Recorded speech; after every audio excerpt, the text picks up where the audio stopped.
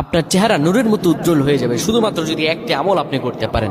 অজু করার সময় পানি যখন আপনার চেহারায় দিবেন, আপনার চেহারায় পানি দেওয়ার সময় শুধুমাত্র একটি দোয়া আপনি পড়বেন, আপনার চেহারা থেকে মেস্তা, ব্রণ এবং চেহারার বিভিন্ন রকম কালো দূর হয়ে যাবে এবং চেহারার সৌন্দর্য এবং লাবণ্য ফুটে উঠবে এবং চেহারায় যেন নূর চলে আসবে ইনশাআল্লাহ। অনেকে দেখা যায় সুন্দর কিন্তু দেখতে ভালো লাগে না, কিন্তু অনেকে কালো কিন্তু তারা দেখতেও ভালো লাগে।